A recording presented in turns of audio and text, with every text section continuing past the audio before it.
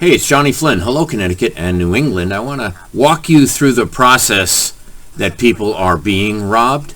So please bear with me. I want to take you to a newspaper. Here we go. I'm going to go to Nancy on Norwalk, friend of mine. She's not really a friend, but she uses my stuff, and I've seen some political hack jobs. But when you go down 6 articles or so, okay, to this article, there's Nancy. Here's this Wilm's article. Now, when you click on that article, boom, when you go up, you see tax collector update. Gosh, it did it again. It switched. I had it, and when I went to the... I know. It's timing out. It's timing out. Yeah. It's switching while it's live.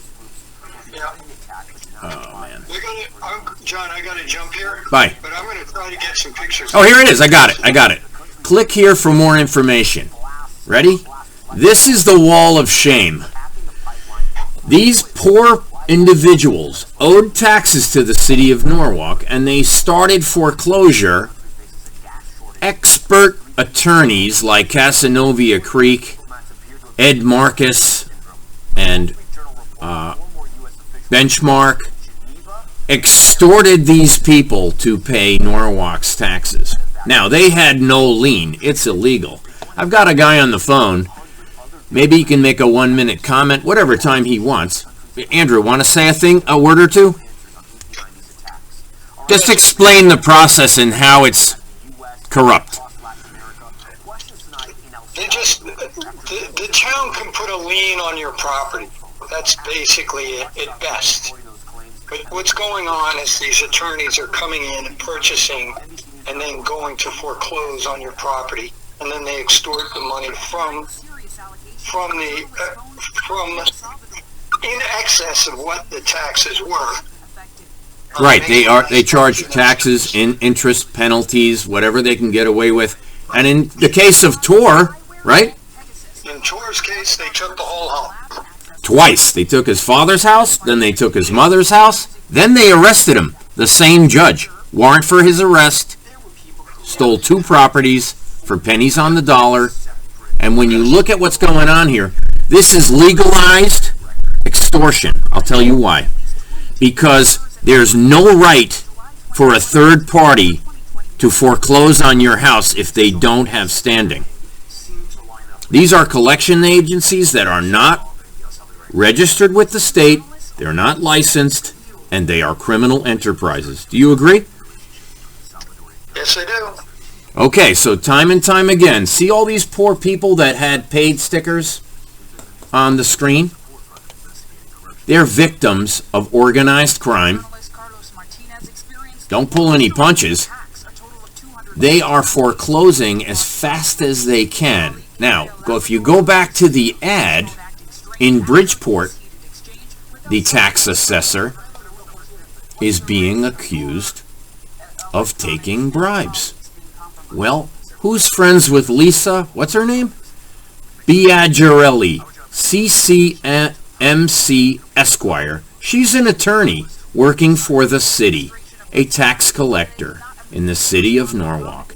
April 22nd, 21. Now, there's a new deadline for April in 2022.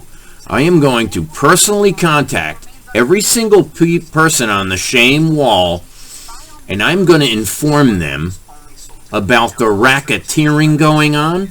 And poor Lesa, I will find out about her too. And you know what? We've got an army of people looking into this stuff now, and we are coming up with capious writs suing the judges, okay, referring the appraiser for a fee, lying about the appraisals, oh yes, to steal the property at pennies on the dollar. And it's worse than that. We're touching the surface of a gigantic iceberg where they're stealing people's houses during a pandemic.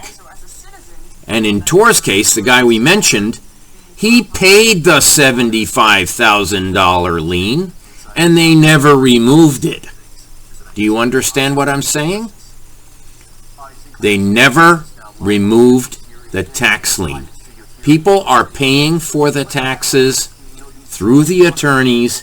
The attorneys keep the money, extort the residents, and never pay off the lien, forcing foreclosure a third time every month by withholding the money they're stealing from Connecticut taxpayers.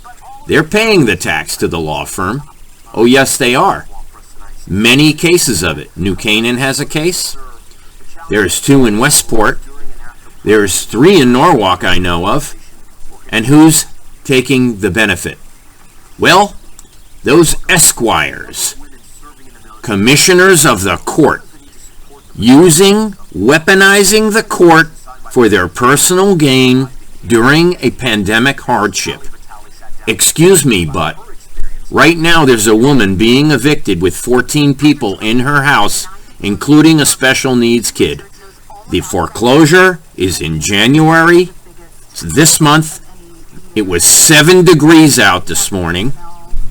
They have nowhere to go, and they certainly can't afford a new house, since they can't even afford the house they're in. I am saying they are being extorted. I spoke to her. I'll give her name out. You can meet her. But we're going to go to the wall of shame before April. We're going to get all this information, and we're going to find out what Lesa's up to as a commissioner of the court. I am fairly certain that Lou will have information on her, knowing Lou. And I thank you all. Thank you, Andrew. A pleasure, bro.